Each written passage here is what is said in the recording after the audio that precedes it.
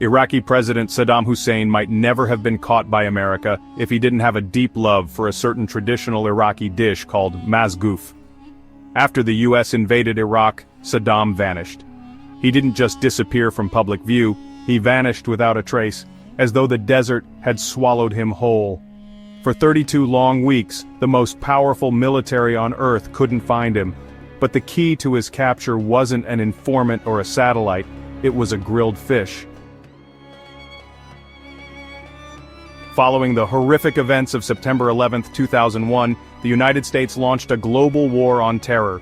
The immediate target was Al-Qaeda and the Taliban in Afghanistan. However, the US administration led by President George W. Bush soon turned its focus to Iraq. Though there was no direct link between Saddam Hussein and the 9/11 attacks, the US claimed he supported terrorist groups and was secretly developing weapons of mass destruction, WMDs.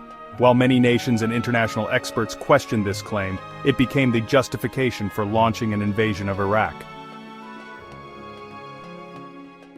In March 2003, the United States, supported by the United Kingdom, Australia, and Poland, invaded Iraq. Their aim to end Saddam Hussein's 24-year rule and eliminate any possible threat he posed. Within weeks, US forces swept through the country. Baghdad, the capital, fell within 21 days. The iconic moment came when American soldiers helped pull down a giant statue of Saddam in Firdos Square. But while the symbol had fallen, the man himself had simply vanished. The US wanted Saddam more than anyone else. To ensure that every soldier had his face memorized, they printed playing cards featuring Iraq's 52 most wanted officials. Saddam was the ace of spades. His two sons, Uday and Qusay, were also high-value targets. The US forces searched palaces, mosques, schools, even private homes. Nothing was off-limits. Yet Saddam remained elusive. It was as if the ground had opened up and swallowed him. Frustrated and desperate, the United States offered a staggering reward, $25 million for Saddam and $15 million each for his sons. It was hoped, that money would lure someone into speaking up. In time, a man did come forward. He claimed Uday and Qusay were hiding in his house. United States forces surrounded the location. A fierce gunfight broke out. When it was over, the two sons lay dead. Though this was a major blow to Saddam's inner circle, it didn't bring them any closer to finding him. Months passed. Intelligence agencies began to wonder if Saddam had died in one of the bombings. Morale dipped, the hunt slowed. Then came a twist. An audio tape was released in which Saddam mourned his sons. His voice was unmistakable. He was alive, and still in Iraq. The hunt resumed with renewed urgency. Rewards were increased. American citizenship was promised to anyone who would help. As leads poured in, most turned out to be false, often provided by desperate people hoping to cash in. The flood of misinformation made it harder to spot real clues.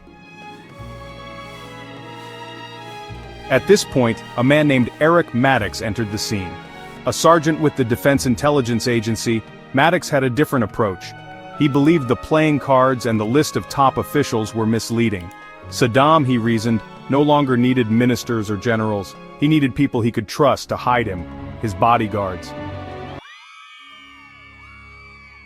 Saddam had three types of bodyguards. The first protected his palaces. The second cleared locations before he arrived. The third were always by his side. Maddox focused on this last group. He headed to Saddam's hometown of Tikrit and began interrogating family members and associates. There, he found a breakthrough. He located the son of a bodyguard named Mohammed Ibrahim Omar al-Muslit, but the man himself was nowhere to be found. More digging led Maddox to an old servant of Saddam, who mentioned, almost casually, that Saddam loved mazgoof, a slow-grilled fish delicacy that takes hours to prepare. Maddox remembered that Omar's son had earlier mentioned his father's love for fishing. A connection began to form. Soon after, Maddox discovered that Omar owned a fish farm in a town called Samara. When they visited the site, they didn't find Omar, but they did find two fishermen. One of them was related to an Iraqi guerrilla fighter suspected of working with Saddam's bodyguards. He mentioned an uncle who lived in Baghdad. Maddox's team raided the house and, to their astonishment, found Mohammed Ibrahim Omar hiding there. Omar initially refused to talk, but Maddox was patient. He promised Omar safety, even the chance of a new life. Eventually, Omar broke. He revealed that Saddam was hiding near the Tigris River in a small town named Ad-Dar. The location looked abandoned. Nothing seemed out of place until one soldier spotted a long rope lying oddly in the grass. It led to a hidden underground chamber. The entrance was sealed with styrofoam and covered in dust. Soldiers prepared to throw a grenade inside when suddenly a pair of hands emerged. A voice followed. "My name is Saddam Hussein. I am the president of Iraq." The manhunt was over. After 32 grueling weeks and thousands of dead ends, Saddam Hussein had been found, buried in a 6-foot hole with nothing but a pistol and a few $100s. His beard was long, his hair unkempt. The once mighty dictator looked nothing like the man whose statues once towered over Iraq. Back in Washington, President Bush was informed immediately. News outlets around the world flashed the image of a weary Saddam undergoing a medical check. The man who had ruled Iraq with an iron fist for nearly a quarter of a century was now in custody. But the story didn't end there. In the months that followed, Saddam stood trial for crimes against humanity. He was found guilty and sentenced to death. On December 30th, 2006, he was executed by hanging. It was honestly a grim conclusion to a chapter of history soaked in blood. Years later, many of the claims used to justify the war in Iraq were found to be unfounded. No weapons of mass destruction were discovered. President Bush admitted this publicly. Critics accused the United States of fabricating intelligence. The war had destabilized the region, led to the deaths of hundreds of thousands, and gave rise to extremist groups. But for the soldiers on the ground, and for men like Eric Maddox, the mission had been clear: find Saddam Hussein. In the end, it wasn't brute force or fancy surveillance that led them to him. It was a clue as simple and human as a favorite dish, a fish called mazgoof.